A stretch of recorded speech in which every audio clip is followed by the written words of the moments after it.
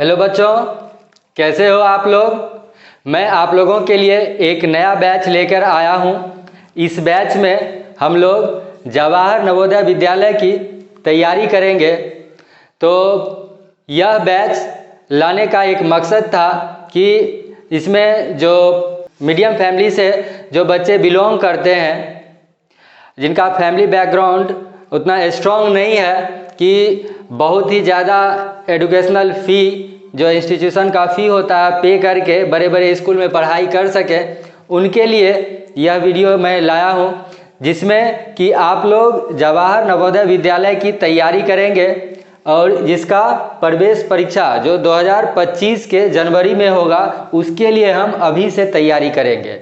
तो हम ये पहले जान लेते हैं कि जब जवाहर नवोदय विद्यालय में हम एडमिशन कराते क्यों हैं, क्यों इसके लिए बच्चे तैयारी करते हैं, यह क्या है।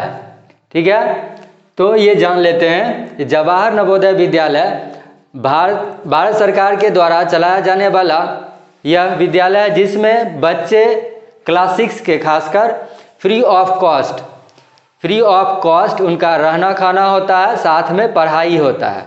तो पढ़ाई के साथ साथ जो हॉस्टल्स का जो चार्जेज है वो भी नहीं लगता है, यानी फ्री में आप वहाँ पर रह सकते हैं, पढ़ाई कर सकते हैं, आपका खाना फ्री होगा, साथ ही साथ जो यूनिफॉर्म होता है और जो भी ज़रूरत होता है हर एक चीज़ आपका फ्री ऑफ कॉस्ट सरकार पूरा करती है और आप उसमें पढ़ाई कर पाते हैं। तो सामान्य बच्चों के लिए पढ़ना आसान हो जाता है। उनके फैमिली में खासकर उनके जो पिता हैं, जिनको कि हर एक चीज़ पूरा करना होता है, उनके सर से एक बहुत बड़ा जो बोझ होता है वो हट जाता है और आप आसानी से पढ़ाई कर पाते हैं। तो और उसके बाद आगे चलने के बाद क्लास 9th में कुछ नॉमिनल फ़ी लगता है जनरल बच्चों के लिए, बाकी तो बच्चों के लिए बिल्कुल फ्री ऑफ कॉस्ट है। तो इसलिए इसकी तैयारी करते हैं हम लोग। तो इसमें मैं आप लोगों की भरपूर मदद करूंगा। तो सबसे पहले हम ये कर लेते हैं कि इसकी तैयारी कैसे करेंगे, कितने समय चाहिए इसके लिए, ताकि हम अच्छा से पूरा कोर्स कंप्लीट कर लें और जो एंट्रेंस एग्ज़ाम हो उसमें अच्छा परफॉर्मेंस अपना दे पाए। तो हम देखते हैं क्लास 6 में जो एंट्रेंस एग्ज़ाम होगा इसमें 3 भाग होगा। ठीक है, एक ही साथ जो क्वेश्चंस होंगे वो 3 भाग में बटा हुआ रहेगा, यानी 3 तरह का क्वेश्चन होगा। एक क्या होगा, तर्क शक्ति परीक्षा, यानी रीजनिंग से रिलेटेड क्वेश्चन होगा। दूसरा अंक गणित, जिसमें मैथमेटिक्स से रिलेटेड क्वेश्चन होगा, गणित से रिलेटेड प्रश्न पत्र होंगे। और तीसरा पार्ट जो है वो हिंदी होगा, जिसमें गद्यांश और व्याकरण रहता है। ठीक है, तो अब एक एक करके समझते हैं कि तर्क शक्ति परीक्षा में लगभग 10 चैप्टर हैं, 10 चैप्टर्स हैं इसमें। ठीक है, जो कि इसमें अलग अलग तरह के फिगर्स होंगे, उस फिगर से रिलेटेड क्वेश्चन होगा। तो ये 10 अलग अलग चैप्टर हैं।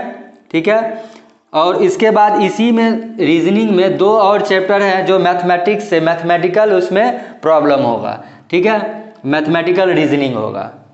तो 2 चैप्टर इसमें हो गया, तो कुल 12 चैप्टर हो गए।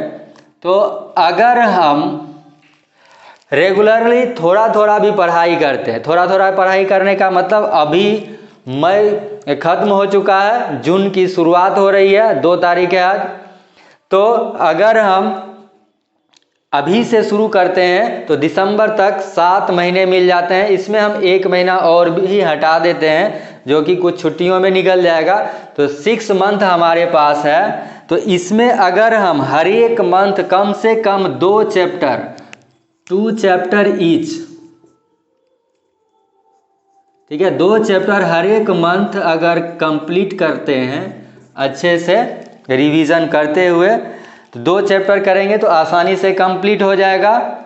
ठीक है, अंक गणित में लगभग 18-19 चैप्टर है, 20 इसको राउंड फिगर में मान लेते हैं, 20 चैप्टर। ठीक है, कुछ फॉर्मूलाज होगा तो उस सब को लगाकर 20 चैप्टर हो गया। तो इसमें हम क्या करेंगे, अगर कम से कम 3 चैप्टर हर एक मंथ करते हैं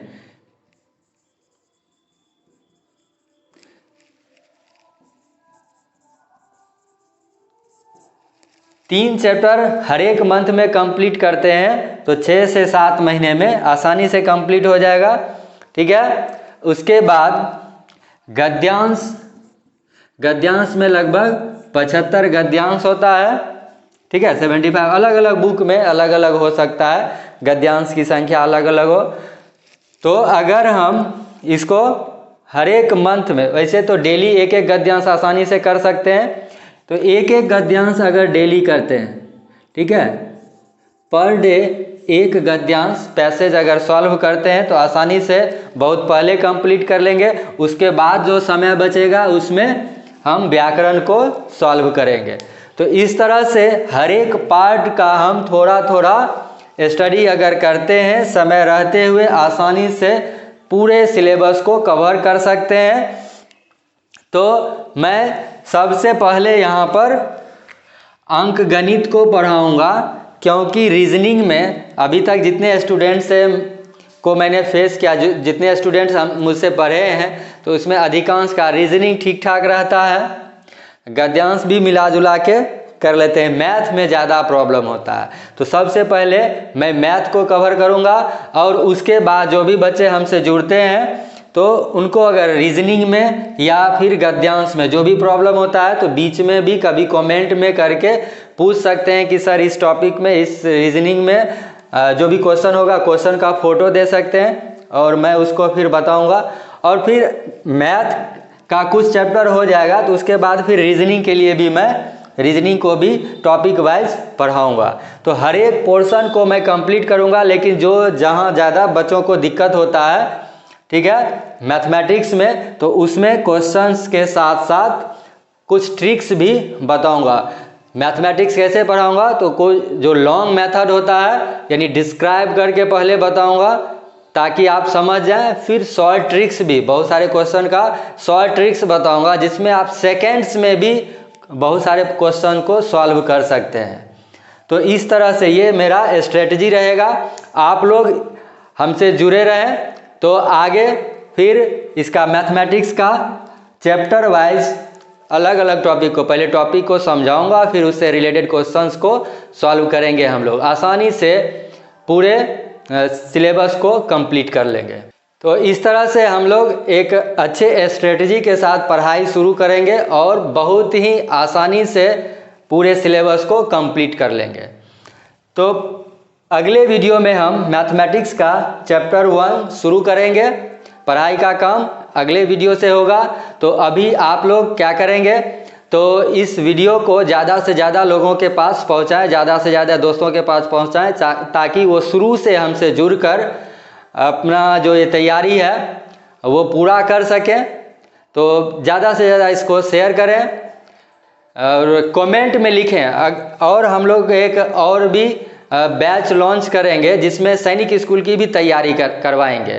तो जो बच्चे ये नवोदय विद्यालय की तैयारी करना चाहते हैं तो कमेंट में लिखें कि हाँ आप हमसे क्या उम्मीद करते हैं, क्या क्या आपको प्रॉब्लम होता है, वो कमेंट में लिखें। ठीक है, कमेंट में बताएं। और जो सैनिक स्कूल की भी तैयारी करना चाहते हैं क्लास 8 के लिए, जो 8 से 9 में जाएंगे उनके लिए भी, और जो 5 से 6 में जाएंगे, तो अपना क्लास और सैनिक स्कूल नवोदय विद्यालय किसकी तैयारी आप करना चाहते हैं वो कमेंट में लिखें। ठीक है, तो मैं उसके हिसाब से मैं सैनिक स्कूल की भी तैयारी करवाऊंगा। तो ये देखते हैं कि आप लोग का क्या रिस्पांस होता है, उसके आधार पर फिर मैं आगे आप लोगों को अपडेट करूंगा कि सैनिक स्कूल का कब से वीडियो आएगा। ठीक है, तो मिलते हैं अगले क्लास में जहां पर हम पढ़ाई प्रॉपर शुरू करेंगे। तब तक के लिए धन्यवाद। जय हिंद, जय भारत।